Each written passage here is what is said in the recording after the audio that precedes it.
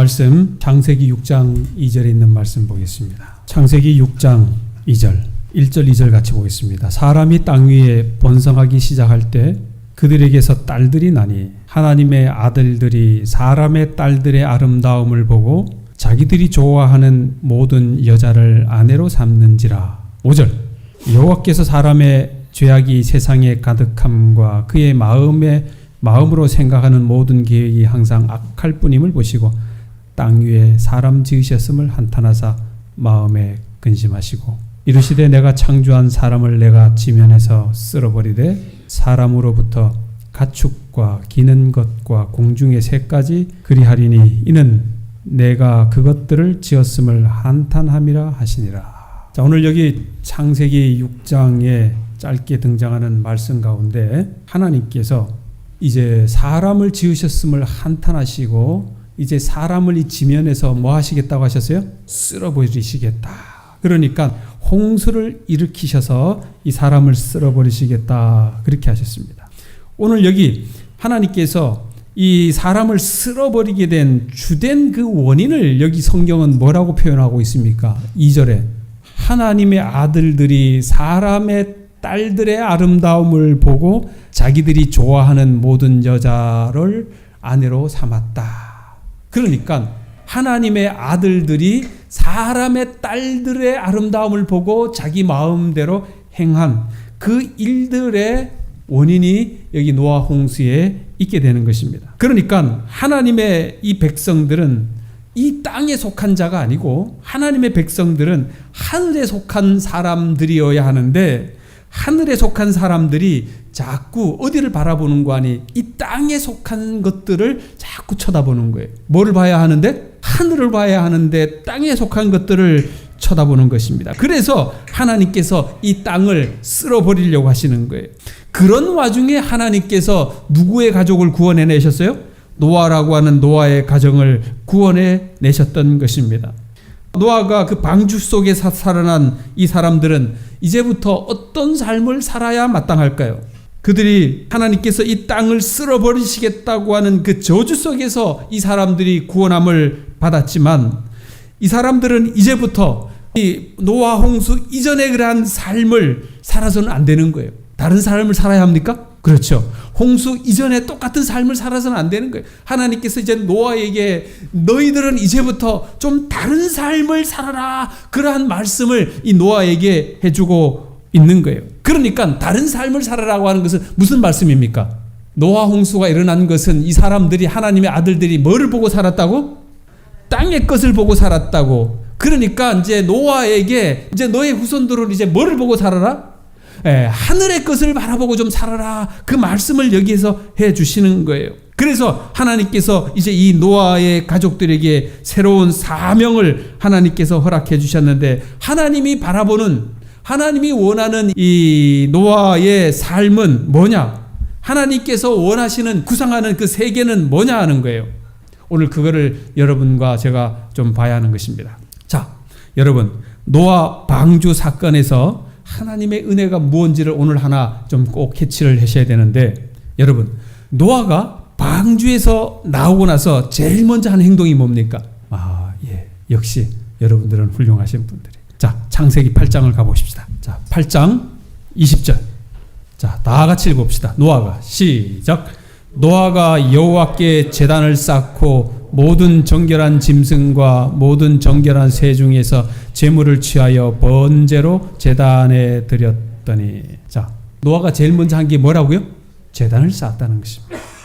제사를 지냈다는 것입니다. 자, 그런데 여기 보니까 제사를 지냈는데 그 제사의 제물이 뭐였어요? 정결한 짐승이라고 그랬겠죠. 정결한 짐승. 자, 여러분 이거 성경을 그냥 아무 생각 없이 보면 안 돼요. 자, 여러분들이 좀 생각 좀 해보세요. 정결한 새가 뭔 죄를 지었습니까? 죄진 게 있어요, 없어요? 정결한 짐승이 이제 죄진 거 없죠. 그런데 이제 하나님께서 이것은 정결한 짐승이다 그렇게 했어요. 그런데 이제 노아가 방주에서 나오고 나서 이제 이 짐승을 잡는데 선택을 하는데 무슨 짐승을 선택한 거예요? 정결한 짐승을 선택하는 거예요. 자, 이제 이런 걸 좀 내비두고 한번 생각해 봅시다. 노아 홍수가 일어났던 그 원인은 뭐예요? 정결한 사람들 때문에 노아 홍수가 일어난 겁니까? 부정한 사람들 때문에 홍수가 일어난 겁니까? 그렇죠. 부정하고 죄 있는 사람들 때문에 홍수가 일어난 거예요. 그래서 이제 이 정결한 짐승 입장에서는 이렇게 생각할 수가 있어요. 야, 이 세상이 이 부정한 사람들 때문에 이 세상이 이 심판을 받았는데 왜 우리같이 정결한 짐승이 죽어야 돼? 죽으려면 누가 죽어야 되는데? 부정한 세상에 부정한 것 때문에 심판이 왔는데 죽으려면 부정한 것이 죽어야지 왜 우리같이 정결한 게 죽어야 되냐 말이야. 이거 억울하지 않아? 이렇게 생각할 수 있겠죠.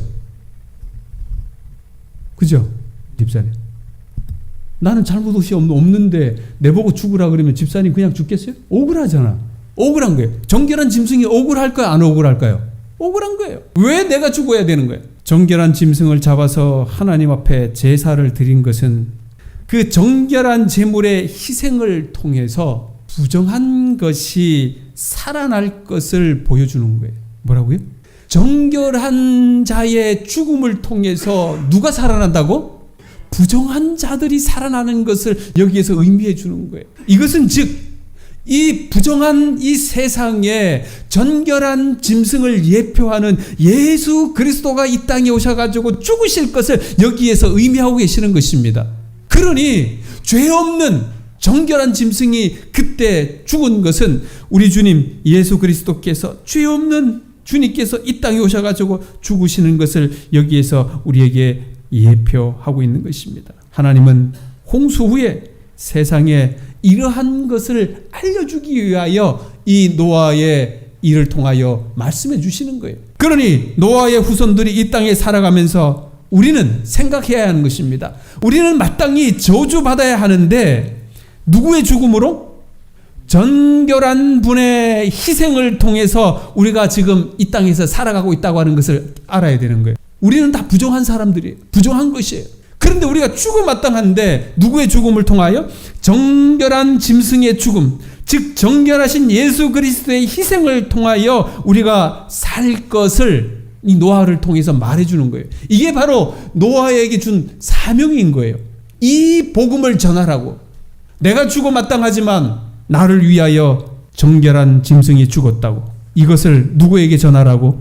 이 부정한 사람들에게 전하라고 노아에게 그 사명을 허락하신 것입니다. 그래서 우리는 홍수 속에서 살아남은 우리 자손들의 사고에는 어떤 사고가 들어가야 하냐면 우리가 사는 것이 우리의 힘으로 사는 게 아니라 우리 대신 흠없는 분의 죽으심으로 인하여 우리가 살고 있구나 하는 것을 끊임없이 깨달아야 돼요. 그래서 하나님께서는 우리 보고 살려주시는 게 아니고 누굴 보고 살려주시냐면 바로 흠없이 돌아가신 흠없는 분이 예수 그리스도가 죽으심으로 말미암아 그분을 통해서 우리를 살려주시는 거예요. 여러분과 저가 잘난 게 있어서 하나님이 우리를 구원해 주신 게 아니라 누구 때문에 구원해 주셨다고요? 하나님이? 아멘. 예수 그리스도 그분의 죽음을 통하여 여러분이나 저가 지금 구원받는 거예요. 우리가 잘나서 구원받는 게 아니라고 하는 것입니다. 그러니 우리는 다 누구에게 빚진 자입니까? 예수 그리스도에게 빚진 자가 된 거예요. 우리를 빚을 진 거예요. 빚을 지셨습니까? 이거를 알면 여러분들은 하늘나라 충분히 갑니다. 내가 뭐한 자라고? 빚진 자라고 요거를 알면 돼요. 나는 빚진 자다. 따라해 보세요. 근데 이걸 아직 모르는 사람이 있어요. 내가 뭘 빚졌다고. 내가 맨날 벌어가지고 하나님 앞에 11금도 하고 헌금도 하고 하나님 앞에 헌신도 하고 봉사하고 왔는데 내만큼 하면 됐지. 내가 뭐 하나님 앞에 빚진 자야. 천만의 말씀이에요. 노아의 식구 이야기를 한번 다시 봅시다. 방주에서 살아난 노아의 자식들은 방주 때문에 살아난 게 아니라 지난번 화요일에 말씀드렸잖아요. 누구는 이야기할 거예요. 내가 역청을 정말 잘 발라가지고 물이 안 새서 우리가 살아난 겁니다. 그럴 수 있습니까? 분명히 그럴 수 있는 거죠. 그러나 방주를 지키신 분이 누구예요? 그 뒤에 계신 하나님인 거예요.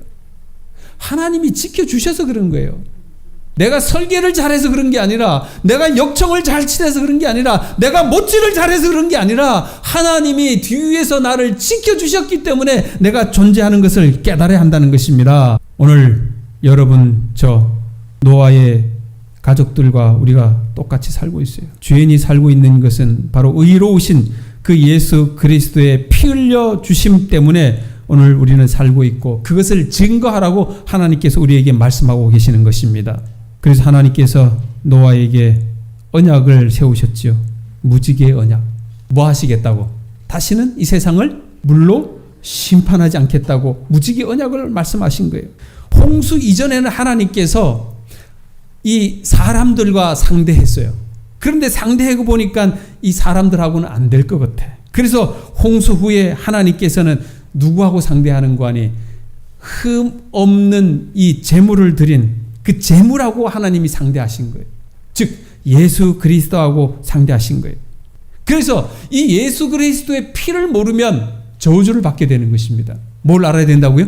예수 그리스도의 피 흘리심을 알아야 되는 것입니다. 그래서 하나님의 은혜를 아는 자는 그 복된 자손이 되는 거지만 하나님의 은혜를 알지 못하는 사람은 저주받은 자가 돼요. 하나님의 은혜를 모르는 사람은 뭐 받은 사람이 된다고? 저주받은 사람이 된다. 자, 아담의 아들들이 두 종류가 나왔죠. 누구?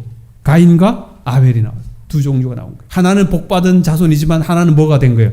저주받은 자손이 됐죠. 아브라함의 아들 누가 나왔습니까? 이삭과 이스마엘이 나온 거죠. 하나는 복의 자손이 됐지만 하나는 뭐가 된 거예요? 저주의 자손이 된 거예요.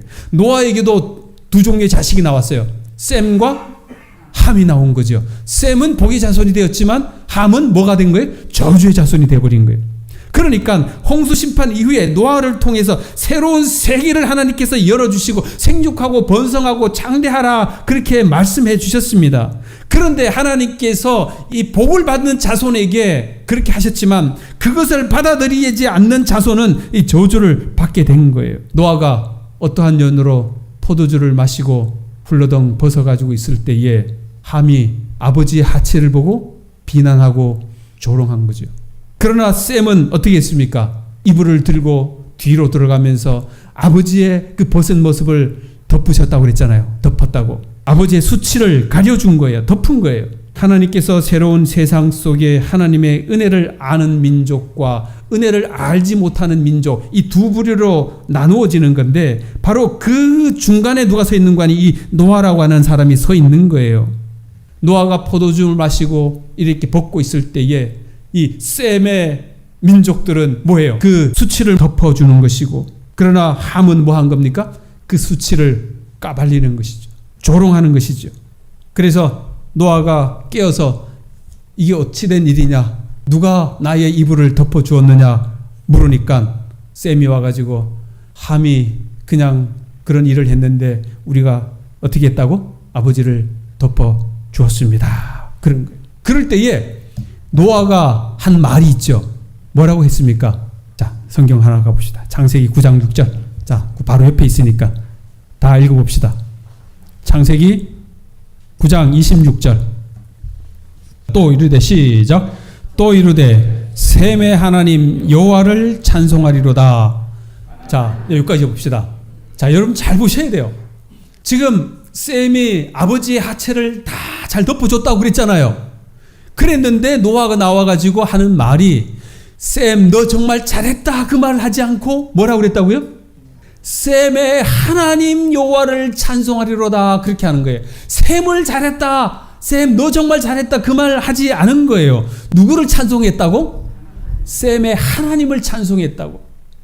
그러니까 노아가 바라본 것은 이 셈이 한 너의 행동 뒤에 누가 있다고 하는 거예요? 하나님이 계시다고 하는 것을 지금 말하고 있는 거예요. 여러분, 오늘 여러분들이 오늘 여기 다 교회에 오셨잖아요. 그죠? 교회에 오셨어요. 다 교회에 오셨는데 나를 여기에 있게 하신 것, 여러분들이 스스로 발걸음 하셨다고 그렇게 믿으신 분들이 계실 겁니다. 내가 내 힘으로 내 의지로 여기 왔어. 그런 분들이 계셔요. 그것은 하나님의 은혜를 모르는 것입니다. 나를 여기에 오게 하신 그분이 있었다고 하는 것을 깨달아야 되는 거예요. 아멘입니까? 지금까지 나를 있게 하신 그분이 계시다고 하는 것을 우리가 깨달아야 돼요. 그래야만이 이 복의 자손이 되는 것입니다. 노아가 셈으로 하여금 수치를 가려주게 한 셈의 하나님 여호와를 찬송한다 그랬는데 하나님은 바로 그 일을 하도록 한 그 셈의 마음을 뭐 한 거예요? 이 터치한 것입니다. 그런데 이 함은 어땠습니까? 함은 그러한 터치에도 불구하고 뭘 한 거예요? 무시해버린 거예요. 하나님의 은혜를 그냥 무시해버린 거예요. 하나님의 은혜가 이 함의 마음에도 여전히 역사하고 계시지만 그러나 함은 그것을 무시해버린 거고 셈은 뭐 한 거예요? 그것을 accept, 받아들이는 거예요. 자, 성경 한번 보십시다. 노아가 포도주를 마셨다 그랬죠? 그죠? 자, 여기 포도주를 마신 내용을 잠깐 보십시다. 20절에 노아가 농사를 시작하여 포도나무를 심었더니 포도주를 마시고, 우리 한글 성경에는 뭐를 마시고? 포도주를 마시고 그렇게 해놨어요. 그러나 이제 원어 성경과 영어 성경에는 표현이 그렇게 되어 있지 않습니다. 영어 성경에만 해도 이렇게 했어요. And he drank of the wine. He drank of the wine 해놓은 거예요. 와인이 뭐예요? 포도주예요. 포도주 앞에 뭐가 붙었어요? 더가 붙은 거예요. 더.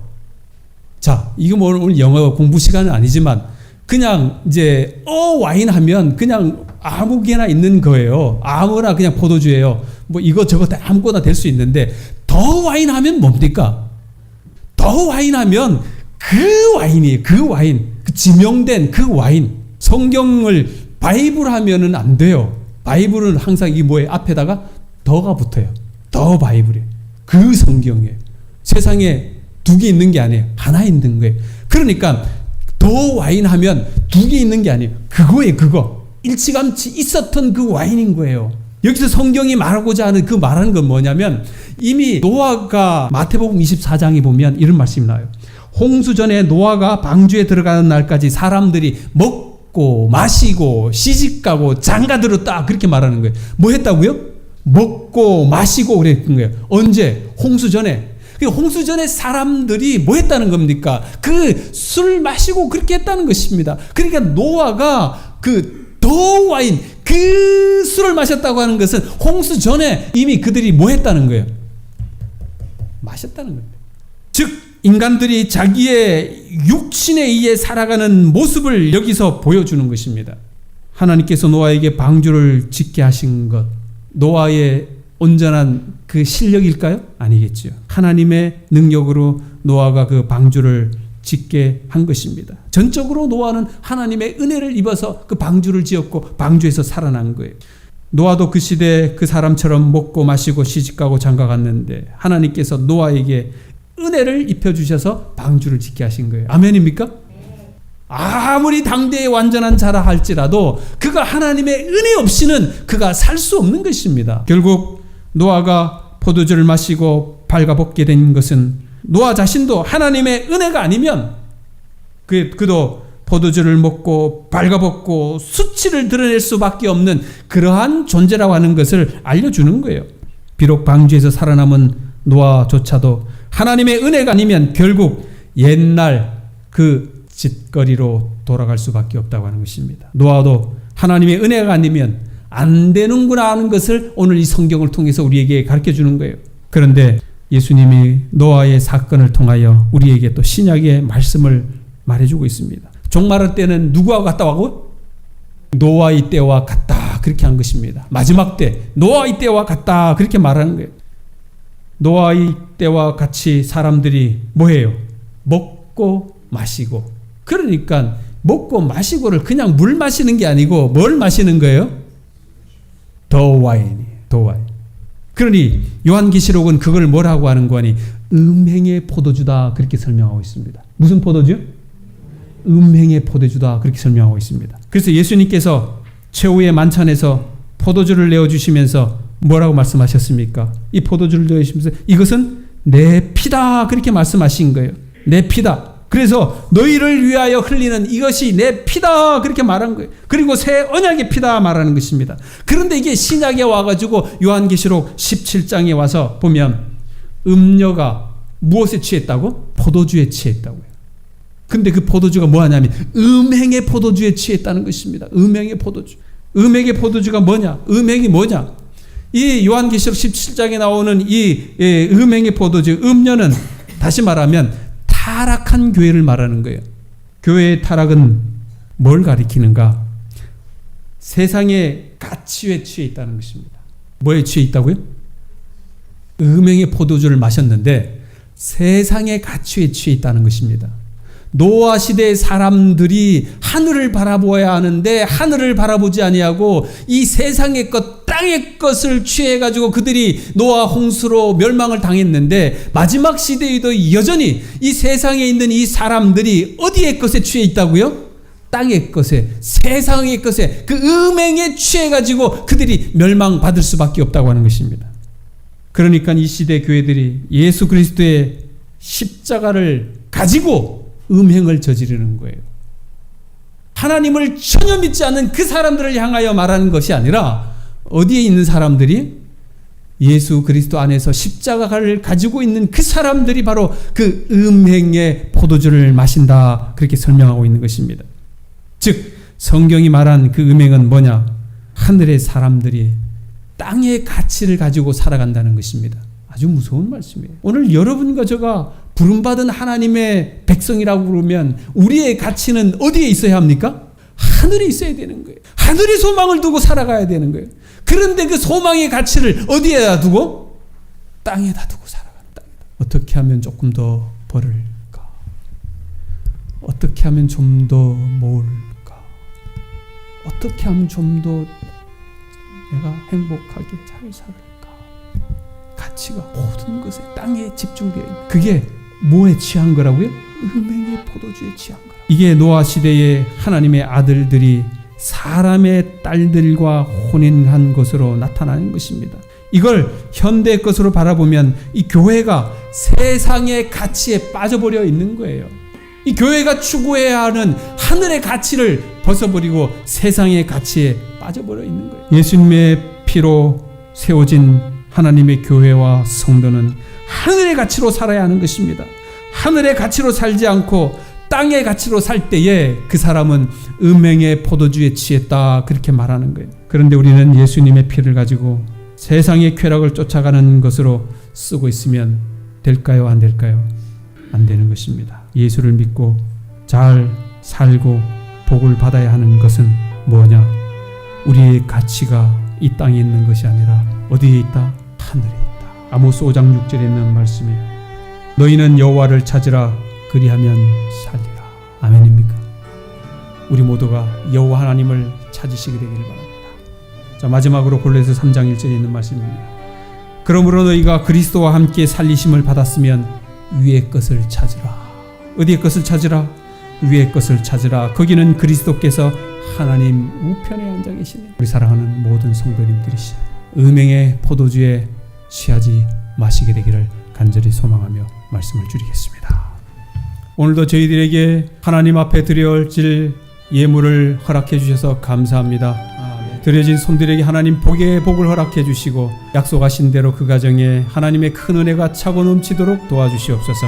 아멘. 하나님 아버지, 오늘 노아의 후손들에게 복음을 전하는 사명을 허락해 주셨습니다. 이제 저희들 그 복음을 전하는 그러한 전도자의 사명을 다할 수 있도록 도와주시고 우리 모두가 땅의 것에 세상의 가치를 두고 살지 않고 하늘의 소망을 두고 살아가는 저희들이 되도록 도와주시기를 예수님의 이름으로 기도하옵나이다. 아멘.